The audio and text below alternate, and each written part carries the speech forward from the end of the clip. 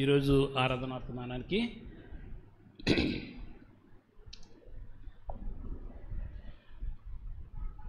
రోమపత్రిక 8వ అధ్యాయము 14 నుంచి 17 వచనాలు. రోమపత్రిక 8వ అధ్యాయము 14 నుంచి 18 వచనం వరకు చదువుకుందాం.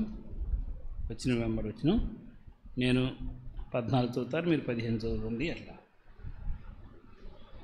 పేజ్ 138 కొత్త నిబంధనలో 138 రెగ్యులర్ బైబిల్లో 8వ అధ్యాయము 14 నుంచి 17 వరకు నేను స్టార్ట్ చేస్తున్నాను.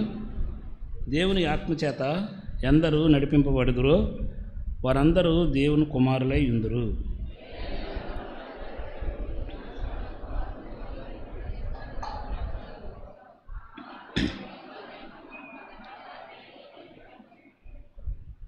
మనము దేవుని పిల్లలమని ఆత్మ తానే మన ఆత్మతో కూడా సాక్ష్యం ఇస్తున్నాడు.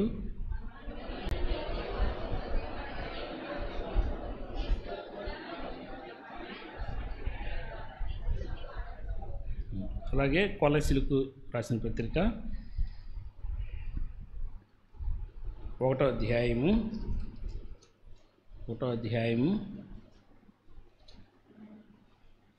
19-20 వచనాలు, పేజ్ 182 19-20 వచనాలు అందరం కలిపి చదువుదాం.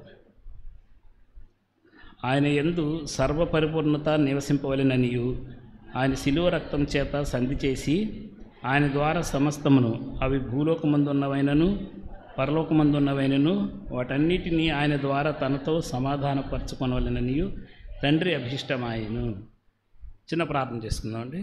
ప్రేమ కలిగిన తండ్రి, పరిశుద్ధుడైన ప్రభువా, నీ మహాప్రేమలో మమ్మల్ని అందరినీ జ్ఞాపకం చేసుకొని మరొక మారు నీ ఆలయంలో చేరి నిన్ను ఆరాధించే భాగ్యము, మరలా నీ వాక్య వెలుగులో మా బ్రతుకులు సరి చేసుకునే ఒక అవకాశము, మమ్మల్ని ప్రేమించి మా ఆయుష్కాలం పొడిగించి మీరు ఇచ్చినందుకు నీ పాదాలకు శిరసించి నమస్కరిస్తున్నాను. మా ఇళ్ళ నీకున్న ఆ కేర్ ప్రభా ఎంత గొప్పది నాయన. వాటిని మేము ఎంత తరచు చూసినా సరే, ఎంతగా నేను స్తుతించినా నీ రుణం మేము చెల్లించలేము. ఇంతటి ప్రేమను మా అందరి పక్షంగా మీరు చూపుతున్నందుకు నేను స్తుతించి నిన్ను మహింపరిచి నిన్ను ఘనపరిచిన ప్రభా, యుగయుగాలు ఆ పని మేము చేసినా అది నీ ముందు పనికిరాదు అనే విషయం తెలిసి తండ్రి, మరి 2 చేతులు జోడించి నీ పాదాలకు నమస్కరిస్తున్నాను. తండ్రి, నీ ప్రేమను బట్టి మరొకసారి మేము కలుసుకోగలిగాము. కలుసుకున్న మేము ఈ దినాన మిమ్మల్ని ఆరాధించడానికి నన్ను మమ్మల్ని సమేతపరచండి. ఆరాధనకు వచ్చి ఆరాధించకుండా వెళ్ళారు అని అంటే అది ఎంత విచారకరమైన విషయం ప్రభా. వారి హృదయాలకు అర్థమయ్యేలా చేసి ప్రతి హృదయాన్ని ఈ దినాన మీరు పలకరించి వారితో మాట్లాడి మీరు వారిని ఎంతగా ప్రేమిస్తున్నారో అర్థం చేసుకుంటే తగిన మనసునిచ్చి హృదయమారా నిన్ను ఆరాధించి ఇక్కడి నుంచి వెళ్ళటానికి నీ కృప దయచేయండి. అలాగే ప్రభా, 2వ వర్తమానంలో నీ వాక్యం ద్వారా సరిచేయబట్టానికి నీ పిల్లలకు అవకాశం ఇమ్మని వేడుకుంటున్నాను. ముఖ్యంగా నిలబడిన నేను, కూర్చున్న వీళ్ళలో ఒకటి వంటి వాడిని తప్ప నేను ప్రత్యేకమైన వాడిని కాదు, అది నువ్వు ఎరుగుదువు. మమ్మల్ని అందరిని ప్రేమించి మా కోసం మీరు చేసిన కార్యానికే వందన చెల్లిస్తూ అల్పుడైన నన్ను పక్కన పెట్టి తండ్రి, మాతో అందరితో మీరే మాట్లాడి మీ నామకు మహిమ తెచ్చుకున్నామని మేమందరూ హృదయమారి నిన్ను ఆరాధిస్తుండగా స్తుతిగంత మహిమ ప్రభావాలు నీకే కలుగులాగున మీరే సహాయం చేయమని నీ చేతులకు మమ్మల్ని అందరిని అప్పగిస్తూ ఈ కొద్ది మనవులను నీ ప్రియకుమారుడు మా రక్షకుడు మా కొరకే అతి త్వరలో రానయ్యున్న యేసుక్రీస్తు వారి నామంలో అడిగి వేడుకుంటున్నాను తండ్రి, ఆమేన్. అందరికీ వందనాలండి. బాగున్నారా? రైట్. ఇప్పుడు నేను చదివించిన వాక్య భాగం నుంచి నేను దేని నిమిత్తం చదివించానో మీకు చూచాయిగా అర్థమై ఉండొచ్చు. ఎవరన్నా గమనించారా నేను చదివించిన వాక్య భాగం దగ్గర? ఇవాళ ఏం రోజు? మామూలుగా లోకపరంగా ఇవాళ ఏ రోజు? Father's Day. సో ఫాదర్స్ అందరికీ ఫాదర్స్ డే శుభాకాంక్షలు తెలియజేస్తున్నాను. నేను చదివించిన వాక్యం కూడా అదే. ఈరోజు ఫాదర్స్ డే సందర్భంగా దేవుడు తండ్రి అన్న చెప్పబడిన మాటల గురించే మీకు నేను చదివించడం జరిగింది. ఎలా మనల్ని తండ్రిగా ఆయన తండ్రిగా మనకి ఎలా మారాడో అన్న విషయాన్ని మనం ఫస్ట్గా చదివిన రోమపత్రిక నుంచి ఒక మాట మరొకసారి ఆ వాక్య భాగాన్ని నేను చదివి వినిపిస్తాను. ఎలా మనం ఆయన పిల్లలు అయ్యాము, ఎలా మనకు ఆయన తండ్రిగా వచ్చాడనే విషయాన్ని గురించి ఏమంటున్నాడంటే, దేవుని ఆత్మచేత అందరు నడిపింపబడుదురు వారందరూ దేవుని కుమారులై ఉందురు. ఫస్ట్ మాట చెప్పాడు, మీరందరూ దేవుని ఆత్మ చేత నడిపింపబడితే దేవునికి పిల్లలు మీరందరూ అని చెప్పాడు. దేవునికి పిల్లలు అయ్యా అంటే ఆయన మనకు తండ్రి అయ్యాడని. ఎలా అనగా మరలా భయపడటకు మీరు దాస్యపాత్మను పొందలేదు కానీ దత్తపుత్రాత్మను పొందితిరి. ఆ ఆత్మ కలిగిన వారమై మనము అబ్బా తండ్రి అని మొరపెట్టుచున్నాము అన్నాడు. అంటే అరమిక్ భాషలో అబ్బా అన్న మాట తండ్రి అనేదే. సో అబ్బా తండ్రి అని పిలిస్తే అనే అవకాశం, తండ్రి అని పిలిచే అవకాశము ఆయన పరిశుద్ధాత్మ ద్వారా మీ అందరికీ కలుగజేశాడు అన్న విషయాన్ని ఇక్కడ చెప్తున్నాడు. సో ఒకసారి ఈరోజు తండ్రిగా ఆయన మన కోసం ఏం చేశారు అన్న విషయాన్ని కొద్ది సమయం ధ్యానం చేసి అందరం ఆరాధనకి వెళ్దాము. అయితే దానికంటే ముందుగా మీకు ఒక చిన్న విషయం చెప్పాలని నేను ఆశపడుతున్నాను. ఒకరోజు ఒక పాస్టర్ గారిని, ఒక సీనియర్ పాస్టర్ గారిని ఇంటర్వ్యూ చేశారట. ఆ ఇంటర్వ్యూలో ఆయన కొన్ని ప్రశ్నలు అడిగారు. ప్రశ్నలు అడిగే ముందుగా ఆయన ఎలాంటి వాడంటే మంచి సీనియర్ పాస్టరు, చర్చిలో దాదాపు 10 సంవత్సరాల పైనుంచే తను బాగు చేస్తున్నాడు. అంతేకాదు మోరోవర్ ఆయన ఏంటంటే ఒక థియాలజీ, అంటే థియాలజీలో డాక్టరేట్ చేసిన ఆయన. సో ఇప్పుడు ఏం చేశారంటే ఆయన్ని క్వశ్చన్లు అడుగుతూ ఒక ప్రశ్న అడిగారంట. ఏమన్నారంటే వాట్ ఈజ్ గాడ్, దేవుడు ఏమై ఉన్నాడు అని అంటే ఆయన ఒక మాట అన్నాడంట, నాకు పర్సనల్గానా అందరికీ అన్నాడంట. ఎలా అయినా సరే అని అన్నారంట వాళ్ళు. ఎలా అయినా సరే ఆయన ఏంటి అని అడిగారంట. ఆయన ఏంటి అని అన్నప్పుడు బైబిల్లో ఆయన గుణ లక్షణాల గురించి చెప్పబడిన ప్రతి మాటని ఒక్కొక్కటి చెప్పుకుంటూ వచ్చాడంట. ఫస్ట్ ఏమన్నాడు, దేవుడు ఆత్మయ్య ఉన్నాడు, ఓకే. తర్వాత దేవుడు సర్వశక్తిమంతుడు అని చెప్పి. కానీ అలా చెప్పుకుంటూ వెళ్ళేటప్పుడు ఆయన మనసులో ఏదో ఒక ఆలోచన కలిగిందంట. అదేంటంటే దేవుని గొప్పతనం గురించే నేను చెప్తున్నాడు, దేవుడు ఏమై ఉన్నాడో నేను చెప్తున్నాను, కానీ అవన్నీ అర్థలేనప్పుడు నా హృదయంలో ఏదో విత్తిగా ఉన్నట్టుంది, ఎందుకని అనిపిస్తున్నాడు నా హృదయంలో. ఎవరు వాట్ ఈజ్ గాడ్ అన్నప్పుడు తను చెప్పి వెళ్తున్నాడు, కానీ తన హృదయంలో ఏదో వెలితి అనిపించిందంట. ఆయన గురించి చెప్తుంటే ఎందుకు వెలితిగా ఉంది అని తాను ప్రశ్నించుకుంటే ఆ వెంటనే తన మనసులోకి అపోస్తులు చేసిన బాధ గుర్తుకొచ్చిందంట. అంటే దేవుని శిష్యులుగా ఉన్న అపోస్తులు కానీ, తర్వాత పౌలు కానీ, వాళ్ళందరూ చేసినటువంటి బాధ తనకి గుర్తుకు వచ్చిందంట. ముఖ్యంగా పౌలు బాధలు అందులో బాగా గుర్తొచ్చినాయంట. గుర్తొచ్చి వారి బాధల్లో దేవుని గురించి ఏమని సంభాషణ చేశారు అన్న ఒక మాట తన హృదయానికి అలా వచ్చి తాకిలిందంట. అదేంటంటే మన తండ్రి, పదం ఏంటది, మన తండ్రి అన్నమాట. సో వెంటనే ఆయన ఇందాక మనకు చెప్తున్న దేవుని గుణ లక్షణాలని వాట్ ఈజ్ గాడ్ అని చెప్పినప్పుడు హీ ఈజ్ అవర్ ఫాదర్ అన్నాడంట, మై ఫాదర్ అన్నాడంట. అంటే ఆయన నాకు తండ్రి, మనందరికీ తండ్రి అన్నాడంట. ఎప్పుడైతే ఈ మాట అన్నాడో వెంటనే నా అంతరంగం చాలా శాంతితో నిండింది అని. అంటే ఎందుకు నీ మాట చెప్పాడంటే ఆయన గుణ లక్షణాల గురించి చెప్పినప్పుడు ఆయన ఎంత గొప్పవాడో అర్థమవుతుంది. అదే టైంలో నేను ఎలాంటి వాడినో నాకు అర్థమవుతుంది. దాంతో ఏమవుతుందంటే మా ఇద్దరి మధ్య గొప్ప అంతరం ఏర్పడుతుంది, అగాధంలాగా అనిపిస్తుంది నాకు. ఎందుకు నేను ఆయన దగ్గరికి వెళ్ళలేకపోతున్నాను అన్న భావన నాలో కలిగింది. కానీ ఎప్పుడైతే ఆయన నా తండ్రి అని నేను అనగలిగానో వెంటనే ఆ దూరం మొత్తం తగ్గిపోయినట్లు, నేను ఆయన దగ్గరికి వచ్చినట్లుగా నాకు అనిపించింది అని చెప్పాడండి. కాబట్టి దేవుడు మనకి ఏమై ఉన్నాడంటే తండ్రి. అదే మాట ఇందాక అన్నాడు కదా, ఎలా తండ్రి అయ్యాడో ఒక మాట చెప్తున్నాడు. ఏమంటున్నాడు ఇక్కడ, దేవుని ఆత్మచేత అందరూ నడిపింపబడుదురు, వారందరూ దేవుని కుమారులై ఉందురు అని. అంటే ఆయన ఆత్మ ద్వారా దేవుడు మనల్ని తన కుమారులుగా కుమార్తెలుగా చేసుకున్నాడు. అయితే దేవుడు మనకేమై ఉన్నాడు ఇప్పుడంటే ఆయన మనకు తండ్రి అయి ఉన్నాడు అని ఒక విషయం మనకు స్పష్టంగా అర్థమవుతుంది. పైన ఆయన గురించి మనం చెప్పిన విషయాలన్నీ, ఇంతకుముందు చెప్పుకున్న విషయాలన్నీ వాస్తవాలే అయినా ఒకసారి మీరు ఆలోచించండి. ఆయన మీకు తండ్రి అని అనగానే ఒక ఫీలింగ్ కలుగుతుంది మనలో. ఎలాగంటే ఏదైనా అవసరం వచ్చిందనుకో ఎవరు మనకి సహాయం చేసేవాళ్ళు లేరు, కానీ ఎవరి దగ్గరికి వెళ్ళి చెప్పుకోగలుగుతాం మాటనే. పిల్లలు ఉంటారు, పిల్లలు ఎవరి దగ్గరికి వెళ్ళి చెప్తారు, నాన్న నాకు ఫలాంత కావాలి, స్కూల్లో ఈ కొనమన్నారు, లేదా ఈ కొనమన్నారు, లేకపోతే ఫలాంత కావాలి. ఎవరి దగ్గరికి వెళ్ళి చెప్పుకోగలడు, తన అవసరతలు తీర్చగలిగినటువంటి తండ్రి దగ్గరికి వెళ్ళి చెప్పగలడు. సో ఎప్పుడైతే మనం ఆయన తండ్రి అని అన్నామో మనకు కూడా సేమ్ ఫీలింగ్ వస్తుంది. ఎట్లాంటి ఫీలింగ్ వస్తుంది అని అంటే, ఆయన నీకు తండ్రి అంటే ఏ టైం అయినా నువ్వు ఆయన దగ్గరికి వెళ్ళొచ్చు, ఎనీ టైం, అర్ధరాత్రి అయినా సరే. ఎవరు నీకు సహాయం చేసేవాళ్ళు ఉండరు, ఆ టైంకి నీతో మాట్లాడేవాళ్ళు ఉండరు, కానీ నువ్వు వెళ్ళి ఆయన దగ్గరికి వెళ్ళి చెప్పుకోవచ్చు. అంతటి గొప్ప ఆపర్చునిటీ, అవకాశం అనేది ప్రభు మనకి ఇచ్చాడు. అంటే ఆ ఫీలింగ్, దేవుడు మనకు తండ్రి అనే ఫీలింగ్ ఉంటుంది చూసారా, అది సహాయం పొందేవాడికి తప్ప ఇంకెవ్వరికి అర్థం కానే కాదు. నిజంగా ఒక్కోసారి అనుకుందాం, మంచి అనారోగ్యంలో ఉంటాము, అనారోగ్యంలో ఉండి ఆ సేవ చేయగలిగినంత మన కుటుంబీకులు సేవ చేస్తారు కానీ ఆ బాధను మనం చెప్పుకోలేము. అప్పుడు ఎవరి దగ్గరికి వెళ్ళి ఏడవగలుగుతాము? దేవుడి దగ్గరికి వెళ్ళి మాత్రమే ఏడవగలుగుతాం. నిజంగా మన అవసరతలు ఉంటాయి, అవసరతలు ఎవరు సహాయం చేయరు, మొహం చాటేస్తారు. తిరిగి చెప్పుకుంటా మనకు అవకాశం ఎక్కడ ఉంటుంది?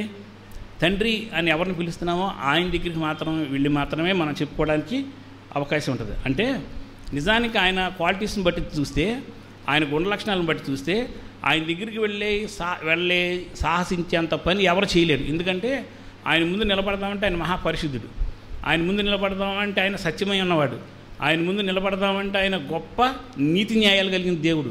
అలాంటి వాళ్ళ ముందు పాపులను మనం వెళ్ళి ఎలా నిలబడగలుగుతాం, ఎలా అడగలుగుతాము? ఈ ప్రశ్న మనకు వస్తే ఎప్పుడు దేవుడి దగ్గరికి వెళ్ళటానికి భయం వేస్తుంది. అందుకని మిగిలిన మతాలన్నింటిలోనూ ఒకే ఒక తేడా ఉంది వాళ్ళకి మనకి. ఏంటంటే వాళ్ళు ఎవరు దేవుడి దగ్గరికి వచ్చి తండ్రి అని అనలేరు. అలా అనే హక్కు, అధికారం ఒక క్రిస్టియన్కి తండ్రి అని దేవుడు ఆయన కుమారుని ద్వారా మనకు ఇచ్చాడు. అది తప్ప మరి ఎవ్వరు కూడా ఆయన తండ్రి అని పిలిచే అవకాశం లేదు అన్నమాట. కాబట్టి తండ్రి అన్న మాట ఫస్ట్ నుంచి పాత నిబంధన నుంచి ఉన్నా కూడాను దానికి పరిపూర్ణత ప్రత్యక్షతలోకి వచ్చింది మాత్రం యేసు ప్రభు వారి ద్వారా మాత్రమే. ఒకసారి మీకు ఒక వచనం చూపిస్తాను చూడండి. యోహాను సువార్త 1వ అధ్యాయంలో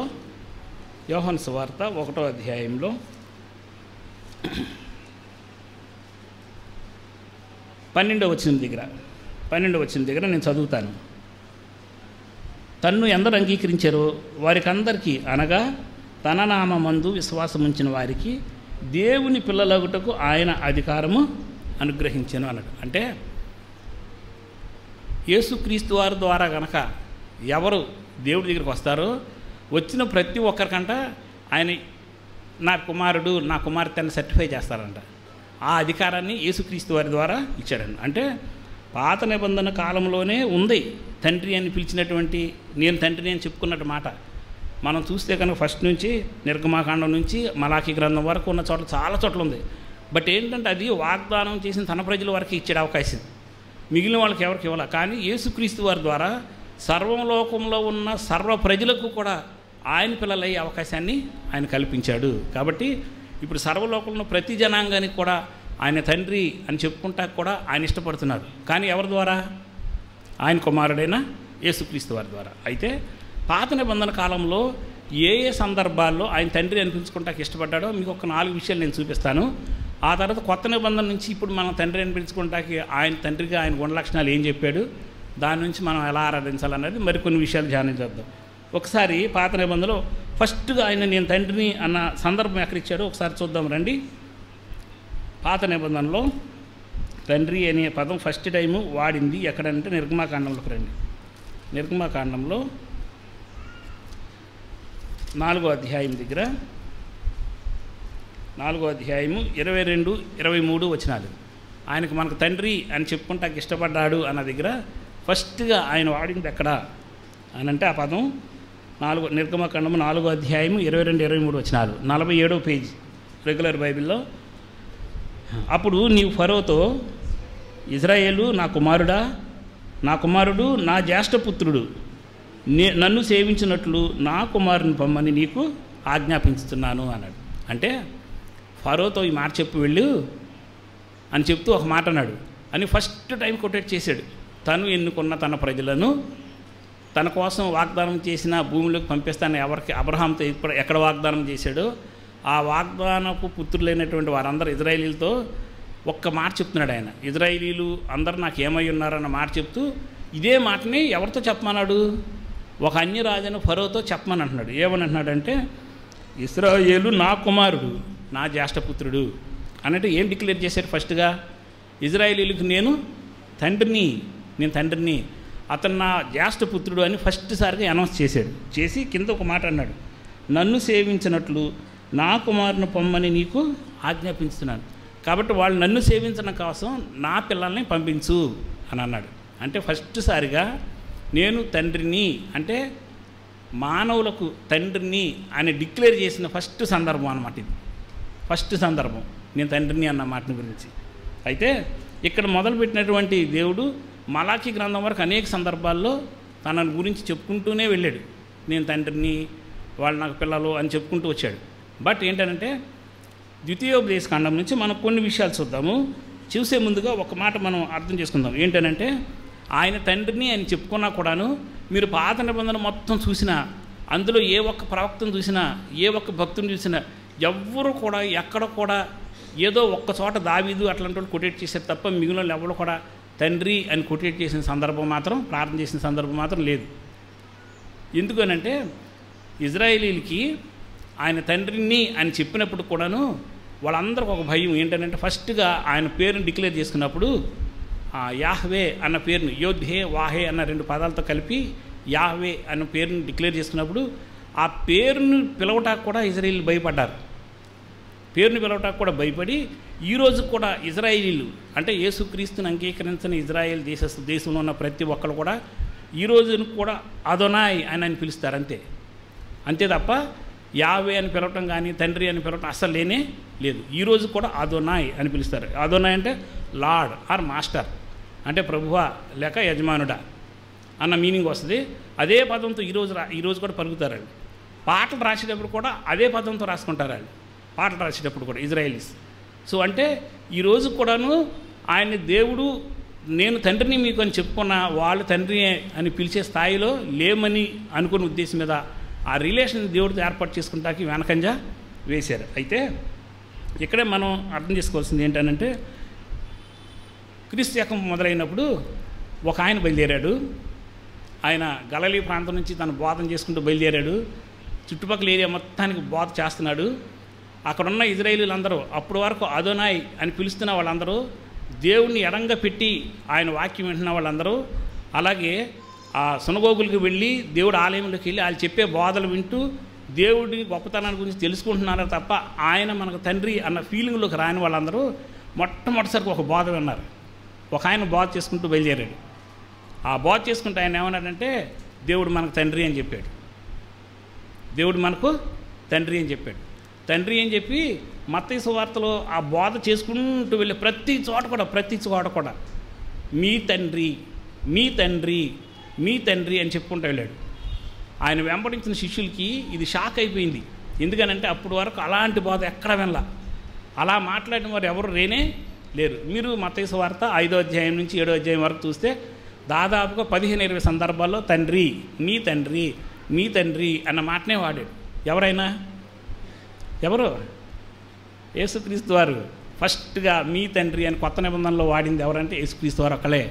ఆయన చెప్పుకుంటూ వచ్చాడు, పరలోకంలో ఉన్న దేవుడు మీరు ఇంకా దేవుడిగా ఆయన దూరంగా ఉంచుకున్నారు, బట్ ఆయన మీకు ఎంత సమీపంగా రావాలని కోరుకుంటున్నాడంటే మీ తండ్రిగా ఉండాలని కోరుకుంటున్నాడు, మీ తండ్రి అని చెప్పుకుంటూ వచ్చాడు. ప్రతి చోట మీరు తర్వాత చదువుకోండి మత్తయి సువార్త, ఇంటికి వెళ్ళిన తర్వాత 5వ అధ్యాయం నుంచి 7వ అధ్యాయం వరకు మీ తండ్రి అని చెప్పుకుంటూ వచ్చిన దగ్గర ఆయన బోధన విన్న ఆయన శిష్యులకి అర్థం కాల. ఏంట్రా ఇప్పుడు వరకు ఒక రకంగా విన్నాము, ఇప్పుడు ఒక రకంగా చెప్తున్నాడు ఈయన, వాళ్ళు మాట్లాడిన మాటలు వేరేగా ఉన్నాయి, వాళ్ళు చెప్పిన విధానం వేరేగా ఉంది, కానీ ఈయన చెప్పిన విధానం వేరేగా ఉంది. ఈయన చెప్పిన ప్రకారం చూస్తే దేవుడు మనకు ఎంతో సమీపస్తుడు, నా అన్న ఫీలింగ్ మనకు కలుగుతుంది అని వాళ్ళ శిష్యులు వచ్చి ఆయన ఒక మాట అడిగారు, తండ్రి మాకు ప్రార్థన అదే యేసుక్రీస్తు వారి దగ్గరికి వచ్చి బోధకుడు మాకు ప్రార్థన గురించి నేర్పమని అన్నారు. అనగానే అప్పుడు మొదలుపెట్టాడు, మీరు ఇట్లా ప్రార్థన చేయండి, పరలోకమందున మా తండ్రి అని స్టార్ట్ చేయమన్నాడు. సో అదే వాళ్ళకి ఆధారమైంది. ఆ తర్వాత కాలంలో యేసుక్రీస్తు వారు చనిపోయి తిరిగి లేచి వెళ్ళిన తర్వాత ఈ అపొస్తలులు చేసిన ప్రతి బోధ కూడాను, చేసిన బోధ వెనకాల ఉన్న పదం కూడా అదే, తండ్రి తండ్రి తండ్రి, మీ తండ్రి, మన తండ్రి, మా తండ్రి, మీ తండ్రి, ఈ మాటలే వాడారు మొత్తం. సో ఇప్పుడు మనకి అర్థమవుతున్న విషయం ఏంటంటే దేవుడు మనకి దేవుడుగా ఆయన నిజంగా దేవుడే, సర్వోన్నతమైన స్థానంలో ఉన్నవాడే, కానీ అంతకంటే ఎక్కువగా మనల్ని ఆయన తండ్రిగా ఉండటానికి ఆయన ఎక్కువ ఇష్టపడుతున్నాడు. ఇప్పుడు పాత నిబంధన కాలంలో మీకు చెప్తానన్నా కదా, పాత నిబంధన కాలంలో తండ్రిగా ఉంటాను అన్న దగ్గర ఆయన ఏ సందర్భంలో చెప్పాడు నేను మీకు తండ్రిని అన్న విషయం ఒక్కసారి 4 మాటలు మీకు చూపించి తర్వాత కొత్త నిబంధనలోకి వద్దాము. ఒకసారి ద్వితీయోపదేశకాండానికి రండి. మీకు చెప్పాను అన్ని చోట్ల త్రూఅవుట్ బైబిల్ పాత నిబంధన అంతా ఉంది నేను తండ్రిని అన్నమాట. బట్ మీకు నేను చెప్పదలుచుకున్నది ఏంటంటే ఒక సందర్భాలు 4 సందర్భాలు చెప్తాను. ద్వితీయోపదేశకాండం 1వ అధ్యాయంలో 31వ వచనం నేను చదువుతాను. 146 పేజీ, 146 పాత నిబంధనలో నేను స్టార్ట్ చేస్తున్నాను. ఐగుప్తులోను అరణ్యములోను మీ కొరకు చేసినట్లు మీ పక్షముగా యుద్ధము చేయును. మీరు ఈ చోటికి చేరువలు మీరు వచ్చిన మార్గం అంతటిలో జాగ్రత్త. ఇక్కడ నుంచి మీరు ఈ చోటికి చేరు వరకు మీరు వచ్చిన మార్గం అంతటిలోనూ మనుష్యుడు తన కుమారుని ఎత్తుకొనినట్లు మీ దేవుడైన యెహోవా మిమ్మల్ని ఎత్తుకొని వచ్చిన ఆ సంగతి మీరు ఎరుగుదురు కదా అని మీతో చెప్పి తిని అని అన్నాడు. అంటే మొట్టమొదటిసారిగా ఒక పిల్లోడిని తండ్రి ఎట్లా ఎత్తుకుంటాడో అలా ఈ అరణ్య ప్రయాణంలో ఈ 40 years మిమ్మల్ని ఎత్తుకొని ఆయన తీసుకొచ్చాడు అని చెప్పాడు. అంటే ఫస్ట్ సారి ఆయన మీకు తండ్రి ఎందుకు అయ్యాడు అన్న దాని గురించి ఒక చిన్న క్లూ ఇచ్చాడు అక్కడ. ఏంటనంటే మీకు ఎక్కడైతే వాగ్దానం చేశాడో ఆ వాగ్దానం చేసిన చోటకి తీసుకువెళ్ళే బాధ్యత అంతా ఆయనే తీసుకున్నాడు. ఎలా తీసుకున్నాడు అనంటే ఒక బిడ్డను తండ్రి ఎత్తుకొచ్చినట్లుగా ఈ 40 yearsలో మిమ్మల్ని మీ పిల్లలందరినీ ఆయన మోసుకొని వచ్చాడు అని అన్నాడు. మిమ్మల్ని తీసుకొని వచ్చాడు, మిమ్మల్ని మోసుకొని వచ్చాడు. అంటే ఒక ఫాదర్ కనుక పిల్లల్ని ఎలా ఎత్తుకొని వస్తాడో అలా మిమ్మల్ని ఎత్తుకొచ్చాడు అనంటే మీకు కేర్ టేకర్గా ఆయన ఉన్నాడు అని చెప్తున్నాడు. మీ సంరక్షకుడిగా ఆయన మీతో ఉన్నాడు అని చెప్పాడు. ఫస్ట్ ఎక్కడ, ఏ వర్క్ దగ్గర? రిడమ్షన్ వర్క్ దగ్గర, విమోచన కార్యం దగ్గర. మీరు బానిసత్వంలో ఉన్నప్పుడు, ఐగుప్తు ప్రజల దగ్గర నలిగిపోతున్నప్పుడు, మీరు మొరపెట్టినప్పుడు మిమ్మల్ని అందరిని విడిపించడం కోసం కేర్ టేకర్గా నేను ఆ బాధ్యత తీసుకున్న రోజు నుంచి ఈ రోజు వరకు కూడా మిమ్మల్ని అలాగే తీసుకుంటూ వచ్చాను అని అన్నాడు. అనంటే విమోచన కార్యం దగ్గర ఫస్ట్గా ఆయన తను తాను తండ్రిగా డిక్లేర్ చేసుకున్నాడు. మిమ్మల్ని విమోచించే దగ్గర నా భుజాల మీద పెట్టుకొని మిమ్మల్ని నా సంకలు ఎత్తుకొని మిమ్మల్ని తీసుకొచ్చాను అని ఫస్ట్ సారిగా ఆయన తండ్రిగా నేను మీకున్నాను అని డిక్లేర్ చేశాడు వాళ్ళ ముందు.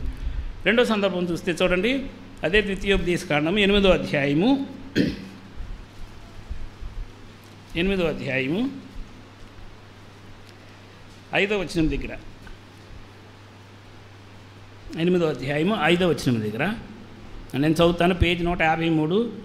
ఒకడు తన కుమారుని ఎట్లు శిక్షించెను అట్లే నీ దేవుడైన యెహోవా నిన్ను శిక్షించువాడని నీవు తెలుసుకొని ఆయన మార్గములలో నడుచుకున్నట్లు ఆయనకు భయపడినట్లు నీ దేవుడైన యెహోవా ఆజ్ఞలు గైకొనవలెను అని చెప్పాడు. వన్స్ అగైన్ మళ్ళీ డిక్లేర్ చేశాడు. ఏమంటున్నాడు? ఒకడు తన కుమారుని ఎలా శిక్షించాడో అలా నిన్ను శిక్షించాడు అని. అంటే నేను నీకు తండ్రిని అయ్యే నిన్ను శిక్షించాను అని అన్నాడు. ఏమన్నాడు? నేను నీకు తండ్రినే నిన్ను శిక్షించాను అన్నాడు.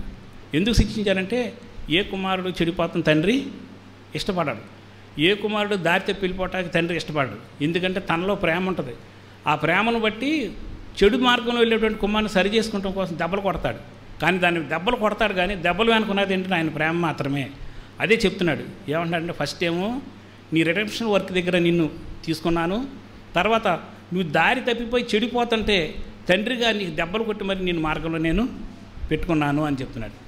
రెండో చోట తండ్రిగా నేను పెట్టుకున్నాను అంటే డిసిప్లిన్ నేర్పే దగ్గర కూడా నేను నీకు తండ్రిగానే ఉన్నాను అని చెప్పాడంటే దెబ్బలు తిన్నావు, ఈ 40 సంవత్సరాలు బయలుదేరిన ఎవరు రాపోయినప్పుడు కూడా మీరు గుర్తుపెట్టుకోండి, మీ అందరికి డిసిప్లిన్ నేర్పిన మీ అందరికి తండ్రికి నేనే ఉన్నాను అని వాళ్ళకి చెప్తూ వచ్చాడు.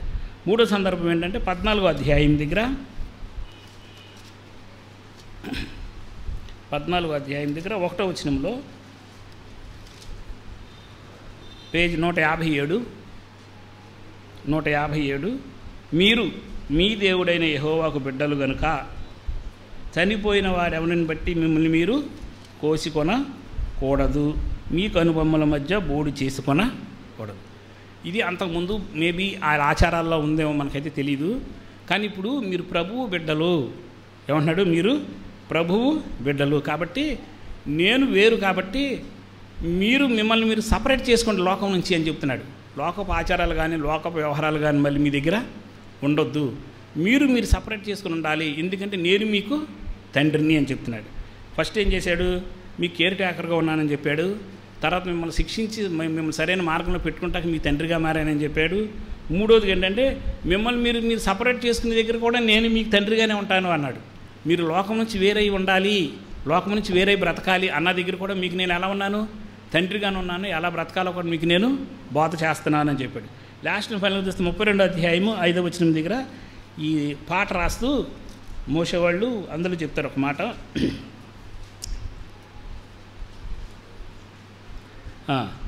చెప్తూ వారు తమ్మును చెరుపుకొనిరి, ఆయన పుత్రులు కారు, వారు కళంకులు అని చెప్తూ 6వ వచనంలో అంటాడు, బుద్ధి లేని అవివేక జనమా, ఇట్లు యెహోవాకి ప్రతీకారం చేయుదురా, ఆయన నిన్ను సృష్టించిన తండ్రి కాడా, ఆయన నిన్ను పుట్టించి స్థాపించాను అని, ఆయన నీకు సృష్టికర్త కాడా అనే మాటని చెప్తూ, అంటే మీరు చెడిపోయారు, తండ్రిగా ఆయన మీకున్నా సరే మీరు చెడిపోయారు అని చెప్తున్నాడు. ఈ 4 సందర్భాల్లో ఈ ద్వితీయోపదేశ కాండంలో ఆయన చెప్పుకున్నాడు ఏమేమి విషయం దగ్గర అంటే, నీకు తండ్రిగా ఎందుకు మారానంటే నీకు కేర్ టేకర్గా ఉండడం కోసం మారాను, నిన్ను డిసిప్లిన్లో పెట్టడం కోసం తండ్రిగా మారాను, తర్వాత నేను సపరేట్ చేయటం, లోకం నుంచి వేరు చేయటం కోసం నేను తండ్రిగా మారాను, అంతేకాదు మీరు చెడిపోతున్నా సరే తిరిగి మిమ్మల్ని హెచ్చరించి సరి చేసుకుంటాం కోసం తండ్రిగా మారాను. 4 సందర్భాలు పాత నిబంధనలో చెప్పాడు. సో ఇప్పుడు పాత నిబంధనలు వెళ్తే ఇప్పుడు మనం కొత్త నిబంధనల కాలంలోకి వచ్చాం. ఎవరి ద్వారా అంటే యేసుక్రీస్తు వారి ద్వారా కొత్త నిబంధనల కాలంలోకి వచ్చాం. ఇందాక మనం చదువుకున్నాం యోహాను సువార్త 1వ అధ్యాయము 12వ వచనం దగ్గర ఏమని చదువుకున్నాము, ఎందరూ తనను అంగీకరించారో, పాత నిబంధన కాలం ఎవరు ఆయనకి పిల్లలని అనౌన్స్ చేశాడు దేవుడు అంటే, ఎవరిని ప్రత్యేకించుకుని అబ్రహాం ద్వారా జనాంగంగా ఎన్నుకున్నాడో వారికి మాత్రమే తండ్రిని నేను చెప్పాడు, కానీ మిగిలిన అన్ని జనులకు అవకాశం ఇవ్వాల. కానీ ఇప్పుడు తన కుమారుడైన యేసుక్రీస్తు వారి ద్వారా సర్వలోకం ఉన్న ప్రతి జనాంగానికి కూడా తన్ను తాను తండ్రిని అని అనౌన్స్ చేసుకున్నాడు. ఎలాగంట, ఎందరూ ఆయనను అంగీకరించారో, ఎవరినైతే మన రక్షణార్థమై ఆయన ఈ లోకానికి పంపించాడో ఆయన కుమారుడైన యేసుక్రీస్తు వారిని ఎవరు అంగీకరిస్తారో, అంగీకరించిన ప్రతివాడు, ఆడు ఏ కులముడైనా, ఏ జాతుడైనా, ఏ మతముడైనా, ఏ లాంగ్వేజ్డైనా, సర్వంలో ఏ ప్రపంచంలో ఏ మూలలో ఉన్నా సరే ఎవడైనా సరే వాళ్ళకి ఏమవుతారంటే ఆయనకి కుమారుడయ్యే అవకాశాన్ని కల్పించాడు. ఇప్పుడు కొత్త నిబంధన కాలంలో ఆయన మనకు ఇస్తున్నటువంటి, పాత నిబంధన కాలంలో ఒక 4 చూపించా, అలా చూసుకుంటే వెళ్తే చాలా ఉన్నాయి మలాకి గ్రంథం వరకు, అవి వద్దు మనకి. ఇప్పుడు జస్ట్ కొత్త నిబంధన కాలంలో నేను మీకు తండ్రిని అని అన్నప్పుడు ఆయన మనకు చేసినటువంటి 4 అద్భుతమైన కార్యాలు. ఆయన ఒక మాట చెప్పాలంటే మనకి చేసినవన్నీ తండ్రిగానే ఆయన చేస్తున్నాడు.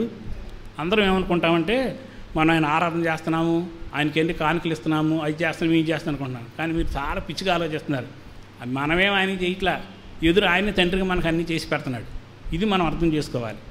ఇది మనం అర్థం చేసుకుంటే ఆయన ఆరాధించడానికి మనకు సరైన హృదయం వస్తుంది. సో ఇప్పుడు కొత్త నిబంధన కాలంలో ఆయన ఏం చెప్తున్నాడు మన గురించి అన్నది ఒక 4 మాటలు చూసి వాటి ద్వారా ఆయన ఆరాధన చేద్దాం. ఫస్ట్గా చూడండి, మత్తయి సువార్త 5వ అధ్యాయము, టైం అయిపోయిందిగా, మత్తయి సువార్త 5వ 2కి కానీ ముగిస్తాను త్వరగానే. మత్తయి సువార్త 5వ అధ్యాయము 48వ వచనం దగ్గర ఒక మాట చెప్పాడు ఆయన.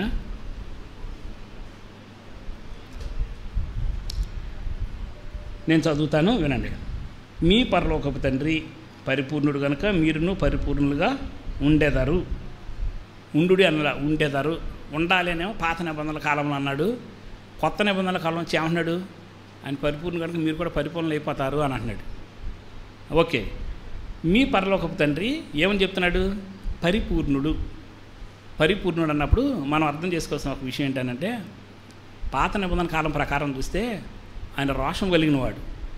ఏమాత్రం తేడా వచ్చినా కూడా చిన్న తేడాన్ని కూడా అంగీకరించడు. తన పరిశుద్ధ ఆలయంలోనికి ధూపం వేసే దగ్గరికి అన్యమైనటువంటి అగ్నిని తెచ్చారని చెప్పేసి అహరోను 2 పిల్లలను ఆన్ ది స్పాట్లో చంపేశాడు. ఆయన ఆన్ ది స్పాట్లో చంపేశాడు. అంటే ఆయన ఎంత సీరియస్గా ఉండేవాడు తన విషయంలో నేను ఒకసారి చెప్తున్నా. చనిపోయాడు, చనిపోయారు వాళ్ళు, వాళ్ళ గురించి ఏడవని కూడా ఏడవద్దని హెచ్చరిక చేశాడు. అహరోన్కి మోషేకిళ్ళందరూ ఏడ్చారా ఊరుకొని అన్నాడు. అంత సీరియస్గా ఉండేవాడు తన పరిశుద్ధత విషయంలో కానీ తన విషయంలో కానీ. అలాంటి వాడు ఇప్పుడు ఏమంటున్నాడంటే, చూడండి, మీ తండ్రి పరిపూర్ణుడు. అప్పుడే చెప్పాడు పరిపూర్ణుడు అన్నమాట, అప్పుడు చెప్పాడు. బట్ ఇప్పుడు తన కుమారుని ద్వారా ఎలా మార్చడానికి ఇష్టపడ్డాడు అని చెప్పడం ఏంటంటే పరిపూర్ణుడు. ఏ విషయంలోనంటే ఆయనకున్న క్వాలిటీస్ అన్నింటిలో పరిపూర్ణుడే. అవి మనకు అందవో, దాని గురించి మనం చెప్పలేమో, మన వల్ల కాదు. చనిపోయి ఆయన సన్నిధికి వెళ్ళిన తర్వాత అక్కడ చూద్దాం ఆయన ఆ క్వాలిటీస్ ఏంటన్నది. బట్ ఏ విషయంలో పరిపూర్ణుడు అని అంటే మనకు వ్యక్తిగతంగా తీసుకుంటే ఆయన మన ఎడల మంచితనం చూపించే దగ్గర పరిపూర్ణుడు. మోషే ఏం చేశాడంటే, యేసుక్రీస్తు వారు అడిగిన తండ్రి అయిన దేవుడి దగ్గర 3 క్వశ్చన్లు అడిగాడు మోషే. సరే ఆ 3 క్వశ్చన్లు వద్దు, అందులో 3వ క్వశ్చన్ ఏంటనంటే నీ మహిమను నాకు చూపించమని. నీ మహిమను నాకు చూపించమని. అయితే మీకు అందరూ తెలుసు కదా, అది నీ మహిమను చూపించమంటే అని అంటే ఆయన ఏమన్నాడంటే నా మంచితనం నీ ఎదుట కనపరిచేదను అని అన్నాడు. ఓకే, ఎందుకని అన్నాడు? అంటే నీ మహిమను నాకు చూపమని అక్కడ ఏం అడగలా. ఆయన ముఖము మహిమ గలది అన్న సంగతి తెలిసి అడిగాడు. ఎందుకంటే కింద దేవుడు ఒక మాట చెప్పాడు, ఏమనంటే ఏ నరుడు నన్ను చూసి బ్రతకడు అంటే. ఏమని అడిగాడు మోషే? నిన్ను సినాయి పర్వతం దగ్గర అంతకుముందు మీరు మాట్లాడినప్పుడు నేను నీ స్వరం విన్నా, ఆ తర్వాత 40 ఆజ్ఞలు ఇచ్చినప్పుడు పర్వతం మీద 40 రోజులు నీతో ఉన్నా, కానీ నేను చూడలేకపోయా, ఒకసారి నేను చూసే అవకాశం ఇవ్వమని అడిగాడు. అది వద్దురు బాబు, చూసే అవకాశం లేదు, కానీ నా మంచితనం నీ ఎదుట కనపరుస్తానని చెప్పి ఆ మంచితనం ఎదుట ఏంటో అనేది తర్వాత అధ్యాయం చెప్తాడు. ఏమనంటాడు? నీ దేవుడైన యెహోవా దీర్ఘశాంతుడు. ఒకసారి చూపిస్తాను రండి, ఒకసారి మీకు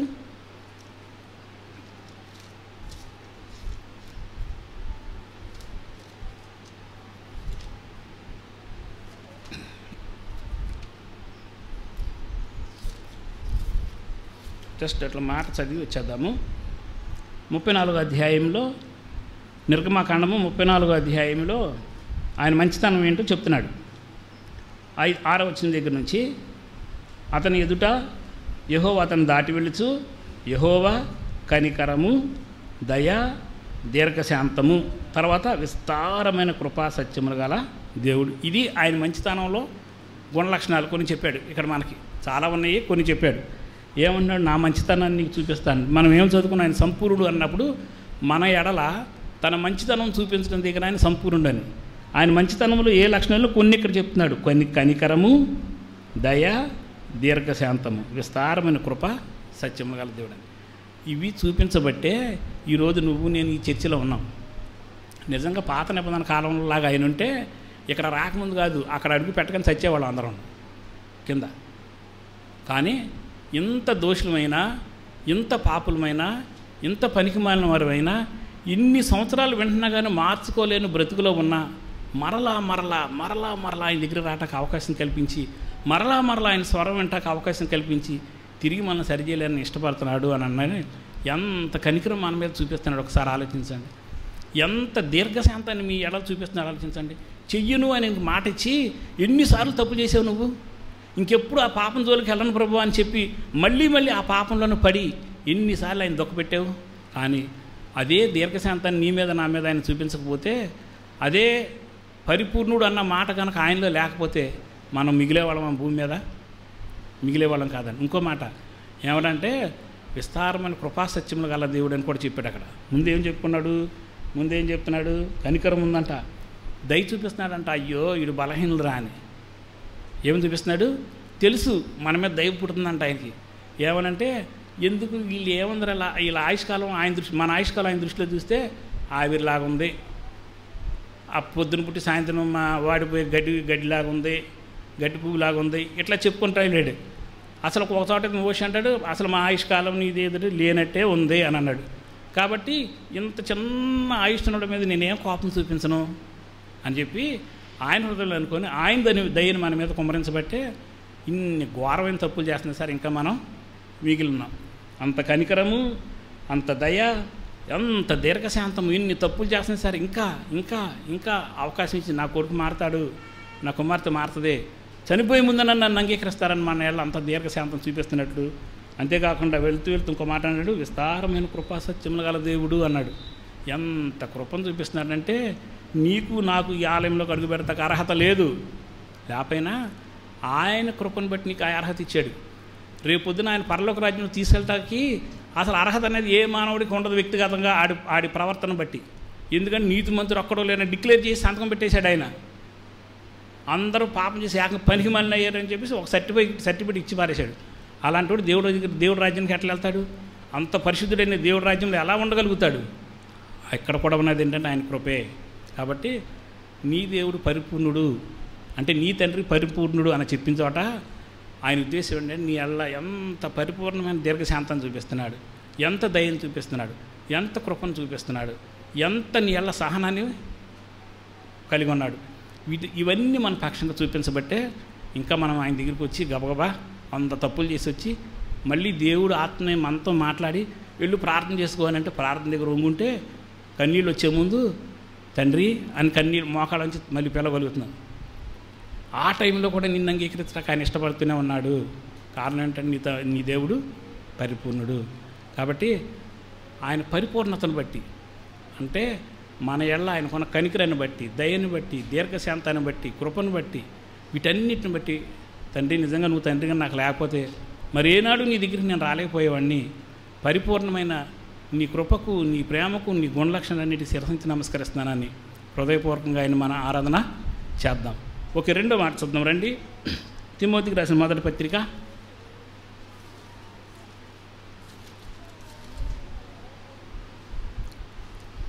తిమోతికి రాసిన మొదటి పత్రిక 6వ అధ్యాయంలో 16వ వచనంలో నేను చదువుతున్నాను. మన దేవుడు ఎలాంటి వారు మన తండ్రి అని చెప్తూ ఒక మాట చెప్తున్నాడు. ఏమంటున్నాడంటే, సమీపింపరాని తేజస్సులో ఆయన మాత్రమే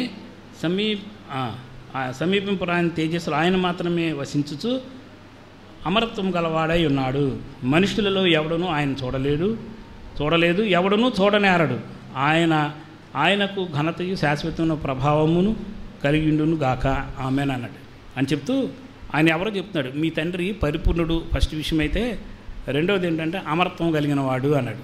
ఏమన్నాడండి? అమరత్వము కలిగినవాడు. సరే, ఎక్కువ నేను చెప్పను, క్లుప్తంగా చెప్పేస్తాను, టైం చాలా ఎక్కువ తీసుకున్నాను. ఏంటంటే, ఒక ఫ్యామిలీలో తండ్రి ఉన్నాడు అనుకోండి. తండ్రి ఉన్న తర్వాత తండ్రి చనిపోయాడు. తండ్రి చనిపోయిన వెంటనే కుటుంబానికి తీవ్రమైన దుఃఖాన్ని వదిలి వెళ్తాడు. అవునా కాదా? ఎందుకని? తండ్రిని పోగొట్టుకున్నాము, కుటుంబానికి ఆధారం ఆయన, ఆధారం లేదు కాబట్టి ఇక్కడ నిరీక్షణ కూడా లేదు, తీవ్రమైన దుఃఖము, అంతేకాకుండా ఇంకా ఇంకోటి ఏంటంటే ఎడబాటు. ఇంకా మరి అన్నటికీ తండ్రిని మనం చూడలేము అన్నటువంటి బాధ, ఆ వేదన అది ఎంత కలిగి ఉంటుంది అంటే, ఈ లోకంలో ఉన్న ఏ తండ్రి అయినా, వాళ్ళు ఎంత పెద్దోళ్ళైనా, డబ్బులున్న వాళ్ళైనా, లేని వాళ్ళైనా, ఎవరైనా సరే, ఏ తండ్రి అయినా చివరాఖరికి మరణం దగ్గర కుటుంబానికి దుఃఖాన్ని వదిలేస్తాడు. అంతకుమించి మరేం వెళ్ళలేరు. ఆ దుఃఖం తర్వాత ఏమైనా నిరీక్షణ మనకు ఉంటుందా అంటే అది ఉండదు, అది కూడా ఉండదు. కానీ ఇక్కడ అన్నాడు, మీ దేవుడు అమరుడు అన్నాడు. అంటే మరణం లేనివాడు, చనిపోయినా తిరిగి లేచినవాడు, మరణం అన్నాడు మరి అన్నాడు లేనివాడు. ఆయన మరణం లేనివాడైతే మనకొచ్చే సంతోషం ఏంటంటే, నువ్వు ఎనీ టైం ఆయన దగ్గరికి వెళ్ళవచ్చు, ఆయన దగ్గరికి వెళ్ళొచ్చు ఒకటైతే. రెండోది ఏంటంటే, ఒకవేళ నువ్వు చనిపోయావనుకో, ఇక్కడ ఆయన చేతిలో చెయ్యి వేస్తే నువ్వు చనిపోయినా సరే నీ చెయ్యి ఆయన చేతిలోనే ఉంటుంది, నీ చెయ్యి మళ్ళీ ఆయన చేతిలోనే ఉంటుంది. ఇక్కడ దుఃఖపడుతున్నాను, బాధపడుతున్నాను అని నువ్వు ప్రార్థన చేసినప్పుడు నీ ప్రార్థన అంగీకరించిన ప్రతి ప్రార్థనకి తిరిగి ఆయన జవాబిచ్చి అక్కడ నీ కన్నీళ్లు దురుస్తాడు. ఇక నీకు దుఃఖమైనను, ఏడుపైనను, మరి ఏదైనాను ఉండదు అన్నాడు. అంటే నీకు ఏం ధైర్యం ఇస్తుంది అంటే, మిగిలిన తండ్రులు చనిపోయిన, శరీరంగా ఉన్న తండ్రులు చనిపోయినా పర్వాలేదు, కానీ ఏంటంటే నాకంటూ శాశ్వతమైన తండ్రి ఒక ఆయన ఉన్నాడు అన్నాడు. అందుకని అంటే ఒక చోట అంటారు కదా, ఈ లోకంలో ఉన్న తండ్రులు మీరు తండ్రి అని పిలవద్దు అని ఒక మాట అండి, ఎందుకంటే శాశ్వతమైన తండ్రిగా ఆయన మనకు ఉన్నాడు అని. సో రెండో విషయం ఏంటంటే, ఆయన అమరుడు అయి ఉండటం మూలంగా మరణం ఆవల కూడా ఉన్నాడు అనే ఒక గొప్ప ధైర్యాన్ని, గొప్ప నిరీక్షణ మనకిస్తాడు. ఇది మనం గుర్తుపెట్టుకోవాల్సింది. గొప్ప నిరీక్షణ మనకిస్తాడు. ఏంటంటే, ఇప్పుడు ఒక క్రిస్టియన్ చనిపోతున్నాడు అనుకోండి, మారు మనసు పొందినవాడి గురించి చెప్తున్నా, నేను పొందినవాడి గురించి చెప్పట్లా. మారు మనసు పొందిన వాడికి ఎప్పుడు ఒక ధైర్యం ఉంటుంది. నేను చచ్చిపోతే ఏమంటారు? దేవుడి చేతిలో నా చెయ్యి ఉంటుంది, దేవుడి రాజ్యంలోకి వెళ్ళిపోతాను అంటాడు. అంటారా చెప్పండి? ఖచ్చితంగా అంటాడు. ఎందుకు? దేని బట్టి అతని ధైర్యము, దేని బట్టి ఆ నిరీక్షణ? అమరుడైన తన దేవుణ్ణి బట్టి. ఆయన ఎప్పుడు శాశ్వత కాలం ఉండేవాడు కాబట్టి, నేను ఇక్కడ చచ్చిపోయినా ఆయన చేయి నన్ను పట్టుకొని ఉంటుంది. చనిపోయి మరణం అవతల చేయి పెట్టుకొని అవతలకు అడుగు పెట్టినా అక్కడ కూడా ఆయన నా చేయి నన్ను పట్టుకుంటుంది. మరణం యువతల వరకు శరీరంగా నేను మిగులుతా, కానీ మరణం అవతల కూడా ఆయన నాకు మిగిలి ఉంటాడు అని ఒక నిరీక్షణ ఆయన ఇచ్చి ఉంటాడు. కాబట్టి ఆయన అమరత్వాన్ని బట్టి, ఆయన ఇచ్చిన నిరీక్షణ బట్టి ఆయన మనం ఆరాధన చేద్దాం. మూడోది ఏంటంటే, యోహాను రాసిన మొదటి పత్రికలో క్లోజ్ చేసేస్తాను, అన్ని టైం అయితే నేను తినేస్తాను. యోహాను రాసిన మొదటి పత్రిక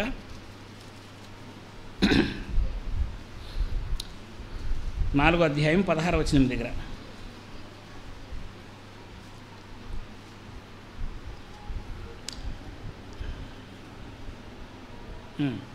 మన ఎడల దేవునికి ఉన్న ప్రేమను మనం ఎరిగిన వారమై దానిని నమ్ముకొనుచున్నాము. దేవుడు ప్రేమ స్వరూపి అయి ఉన్నాడు. ప్రేమ యందు నిలిచిండువాడు దేవుని యందు నిలిచిండును, దేవుడు వాని యందు నిలిచి ఉన్నాడు. మరొక మాట చెప్తున్నాడు ఏంటంటే, దేవుడు ప్రేమ అయి ఉన్నాడు, ఆయన నిన్ను ప్రేమిస్తున్నాడు అని. నేను ఇక ఇప్పుడు వాక్యం చూపించే టైం లేదు కాబట్టి 2 మాటలు అలా చెప్పేసి తీసేస్తాను. ఏంటంటే, ఇంతకుముందు పరిపూర్ణుడు అన్న దగ్గర ప్రేమ లేదా? ఉందా లేదా? పరిపూర్ణుడు అన్న దగ్గర ఆయన మంచితనం దగ్గర కొన్ని క్వాలిటీస్ మనం చెప్పాం, ఇంకా చాలా ఉన్నాయి, అందులో ప్రేమ కూడా ఉంది. మరి ఇక్కడ ప్రేమ గురించి మళ్ళీ ఎందుకు చెప్పాడు అని అంటే, ఒక్క హింట్ ఇచ్చి వదిలేసేస్తాను. ఏంటంటే ఇక్కడ చెప్పొచ్చేది దేని గురించి అంటే, మీ ఆత్మల గురించి పట్టింపు కలిగిన చోట ఆయన ఎంత ప్రేమ కలిగినాడో చెప్తున్నాడు. మీ ఆత్మల గురించి మీకు పట్టింపు లేదు, నీ కుటుంబంలో ఎవరికి పట్టింపు లేదు. కానీ మరణం తర్వాత కనుక నువ్వు మరణం తర్వాత ఏముంటుందో కూడా నీకు తెలియని పరిస్థితిలో, మరణం అవతల ఎంత దుఃఖకరమైన జీవితం ఉంది ఎరిగిన ఆయన ఎంతగా నీ ఆత్మను ప్రేమించాడో, అంటే నిన్ను ప్రేమించాడో ఆ విషయం అర్థం అవటం కోసం ఆయన కుమారుడినే ఈ లోకానికి పంపించాడంట. ఆయన కుమారుడిని ఈ లోకాన్ని పంపించి ఏమంటాడు 10వ వచనం దగ్గర, మనము దేవుని ప్రేమించితమని కాదు, తానే మనలను ప్రేమించి మన పాపములకు ప్రాయశ్చిత్తమై ఉండుటకు తన కుమారుని పంపాను, ఇందులో ప్రేమ ఉన్నది అని అన్నాడు. అంటే తన కుమారుని లోకాన్ని పంపించాడు, అది కూడా ప్రేమేరా. ఏ ప్రేమ అంటే, ఇదిగో నీ ఆత్మ నశించకూడదు అనేటువంటి ఆ ప్రేమను బట్టి ఆయన ఏం చేశాడంట, తన కుమారుని లోకానికి పంపించాడండి. సో ఆయన ప్రేమించిన దగ్గర కూడా ఆయన మనం ఆరాధన చేయొచ్చు. దేనిని బట్టి అంటే, నీకు ఇచ్చే అవసరతను బట్టి కాదు, నీ ఆత్మను పట్టింపు దగ్గర నీకు కూడా లేని పట్టింపుని కలిగి ఉన్నాడు. కాబట్టి నిజంగానే చాలాసార్లు మనం దీనికి లింక్గా ఇంకో మాట నేను చూపించి ముగిస్తాను. చూడండి ఒకసారి, చాలా ఉన్నాయి కానీ యోహాను రాసిన మొదటి పత్రిక 1వ అధ్యాయంలోనే 17 వచ్చింది దగ్గర దీని లింక్ మాట ఒకటి చెప్పేసి నేను ముగిస్తాను.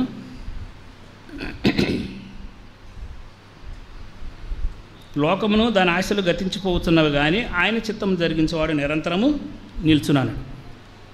ఆయన చిత్తం గురించి అని అన్నప్పుడు అర్థమయ్యే విషయం ఏంటంటే, ఆయన అనంతమైన జ్ఞానాన్ని గురించి, ఆ జ్ఞానం అర్థమైన వాడు ఖచ్చితంగా నిరంతరం నిలుస్తాడు అని అన్నాడు. ఏంటి అని అంటే, ఆయన నిన్ను ప్రేమించాడు, ప్రేమించి ఇప్పుడు నీ జీవితంలోకి కష్టాలని అలౌ చేశాడు. నువ్వు రోజు ఏడుస్తున్నావు, ఒకటి వెళ్ళిపోతుంది, మళ్ళీ ఇంకోటి వచ్చి పడుతుంది, మళ్ళీ వెళ్ళిపోతుంది, ఇంకోటి వచ్చి పడుతుంది. నిజమైన క్రైస్తవుడు ఎవరి దగ్గర వెళ్ళి నీ జీవితంలో సంతోషం ఉందా అంటే, సంతోషం ఉంటుంది. కానీ ఏ సంతోషం ఉంటుందంటే, దేవుని కోసం ఉన్నటువంటి సంతోషం ఉంటుంది తప్ప భౌతికంగా మాత్రం ప్రతిదీ సమస్య వెనకాల సమస్య, సమస్య వెనకాల సమస్య, సమస్య వెనకాల సమస్య. ఇప్పుడు ఏమంటాడు, దేవుని చిత్తం జరిగించేవాడు అన్నాడు.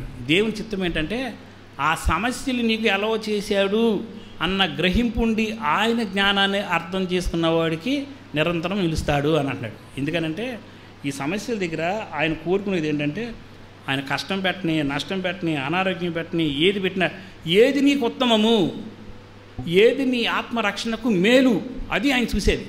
ఇందాక నేను చెప్పొచ్చింది, ఆయన ప్రేమ, మన ఆత్మను పట్టింపు దగ్గర ఆయన ప్రేమ కలిగి ఉన్నాడు అన్నాడు. ఏది నీ రాబోయే భవిష్యత్తుకి మేలుకరమైందో దాన్ని అలౌ చేసి, ఆయనకున్న అనంతమైన జ్ఞానాన్ని బట్టి ఆయన ఏం చేశాడంటే, నీ కష్టాలు అలౌ చేసి నిన్ను సరైన దారిలో పెట్టి నీ ఆత్మ తప్పిపోకుండా, నశించిపోకుండా కాపాడటం కోసం తన ప్రేమలో, తన జ్ఞానంలో ఈ కాపుదలంతా ఉంచి నిన్ను నన్ను సంరక్షిస్తూ ఉన్నాడు. కాబట్టి ఎంతగా మనం ఆయన ఆరాధించాలి చెప్పండి. పరిపూర్ణుడు కాబట్టి ఆయన ఏం చేస్తున్నాడు, ఆయన మంచితనాన్ని బట్టి నీ ఎడల దీర్ఘశాంతం చూపి, దయ చూపించి, కృప చూపించి, కనికరం చూపించి, నీ ఎడల నూతనమైన వాత్సల్యాన్ని పుట్టించి నీ వైపు చూస్తూ నీ కోసం ఎదురు చూస్తున్నాడు. అందుని బట్టి మనం ఆయన ఆరాధన చేయొచ్చు అన్నాను. రెండోది, ఆయన అమరుడు కాబట్టి ఆయన ఇచ్చిన నిరీక్షణ బట్టి మనం ఆరాధన చేయొచ్చు అన్నాను. మూడోది, ఆయన ప్రేమను బట్టి, అంటే నీ ఆత్మను పట్టించుకునే దగ్గర ఆయనకు ఉన్నటువంటి ప్రేమను బట్టి మనం ఆయన్ని ఆరాధన చేయొచ్చు. అంతేకాదు తర్వాత చూస్తే సంస్కరించే దగ్గర కూడా ఆయన మార్గంలో వెళ్ళేటప్పుడు మనం ఎవరో సరిగ్గా వెళ్ళాం, కానీ సంస్కరించే దగ్గర కూడా బాధ్యత ఆయనే తీసుకుంటాడు. అందుకే నేను ఒక మాట నేను అన్నాను, ఏమన్నానంటే, ప్రతి విశ్వాసి దాని గురించి ఏం గొప్ప చెప్పుకుంటాడంటే, నేను పొద్దున్నే లేచి బైబిల్ చదువుతాను, బైబిల్ చదవకుండా రోజుగా మొదలు పెట్టను, ఆదివారం వెళ్లకుండా నా వారాన్ని గడపను అని. ఇవన్నీ సొల్లు మాట్లాడండి. ఇవన్నీ నీ రొటీన్ భాగాలు. నిజంగా ఆస్తి వచ్చేవాళ్ళ కంటే రొటీన్ అంటే నీ రోజు జరుగుతున్న ఒక పనే, అంతే తప్ప వేరేదేం కాదు. అంతేకాదు ఆరాధనకి వెళ్ళిన తర్వాత నేను కానుకలు ఇస్తున్నాను, మీటింగ్స్ జరుగుతున్నాను, డబ్బులు వెతజల్లుతున్నాను, అంతేకాకుండా బలలో పాల్గొంటున్నాను, ఇట్లాంటి నువ్వెన్నని చెప్పు. ఇవన్నీ చెప్పినా నీకు ఒక్క మాట చెప్పి నేను ముగిస్తా.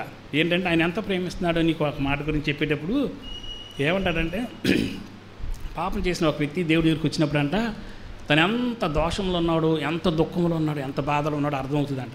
అయ్యో నేను ఇంత నీచుడిని, ఇంత పనికిమాలిన వాడిని, ఇంత దౌర్భాగ్యుడిని, అయినా ప్రభువా నువ్వు నన్ను ఎలా క్షమించావు అని మీలో అందరూ అడిగినోళ్ళే.